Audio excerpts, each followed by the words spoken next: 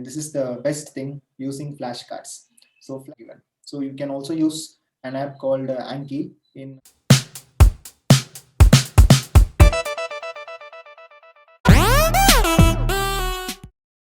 Hello everyone, I'm Dr. Abhinav, and in this video today, I'll tell you about my 6 strategies that I use to remember everything that I read. So this is basically for medical students and for doctors. So as doctors, we tend to read quite a lot, number of books and materials. So as much as we read, it is important for us to remember everything. So I use this 6 strategies to remember everything that I read, and I'm here to share this with you. Hope this will be helpful for you. So the first and important thing is that making notes. So whenever you read a lot of things, for example, say reading a chapter of cardiology in Harrison's, it's like a chapter is like 60 pages.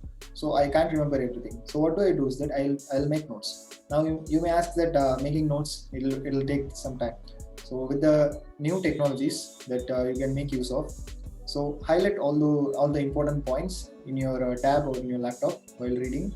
So whenever you highlight, make sure that you copy it and paste it in the notes. So you'll have an app in your tab or laptop also called as Notes. So you can copy those texts and paste it in your notes and make notes for yourself about that chapter. So after some time, when you read those chapters, when you read those notes, all of the words from that chapter will be easily remembered by you. So this is how I used to take notes. So the next important thing is that make summary of topics. So whenever you read a topic, you take a notes. For that notes, you will have to make a summary, which will be like 3 to 4 pages or even 2 pages. So when you see the summary, you tend to remember whatever you have learned in your note, whatever you have marked in your notes. So when you see your notes, you tend to remember all of the chapter as a whole. So this is how you should micro strategize a chapter. So a chapter, be it of any number of pages, try to take notes, and for that notes, make a short summary so that you can remember it better and for a longer time. So the third important thing is that make mnemonics. So we all know that we have made many mnemonics, and it is definitely helping strategy. So even in my first year anatomy, I learned she looks too pretty, try to catch her. So those are the mnemonics for the carpal bones. So even now I can remember it with the mnemonics. So just like that, you can make mnemonics of your own and note it down also, because mnemonics can be forgotten easily. So whenever you make mnemonics, make sure that you the mnemonic is starts with the topic name or related to topic, something like that, so that you can remember easily. And the fourth important thing is, and this is the best thing, using flashcards. So flashcards is something similar to Marrow Pulse or Prepladder Treasures. You would have seen that. So it is like a small page.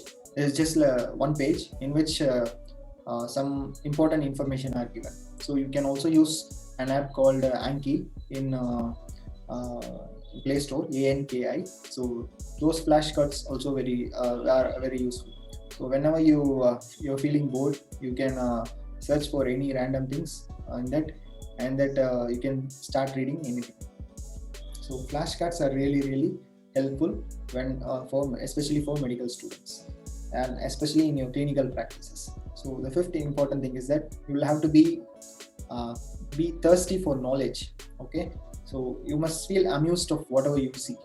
So when you see something, you read it with interest, so you can tend to remember it for a longer time. So medicine is full of amazing things. So whenever you see with the eye of adventure or amazing things, like you see the number of neurons in the brain, you see the number of nephrons in the kidney. So those numbers are amazing and tend to stick in your mind for a longer time. So whatever you read, be curious, learn, try. You should feel like learning more, and you should be amazed of the facts that are present within our body. Okay, so it's very good to learn in that way. So the sixth and final important thing is that practicing MCQs. So after doing all this, only when you practice MCQ, you will be really testing yourself. You'll be really testing if your notes that you have made are really worth it, or is it really helping you, or is it useful. So solving MCQs on a daily basis is very, very essential and will help you remember anything and everything in a very short time. So whenever you feel like you don't remember some topic, you can find it out by solving MCQs. You can go back to those topics, though you can go back to those notes and refer it back. So these are my 6 strategies that I wanted to share. So I'm using these 6 strategies and this has helped me a lot. Hope this will help you also. And don't forget to subscribe to our channel. Thank you.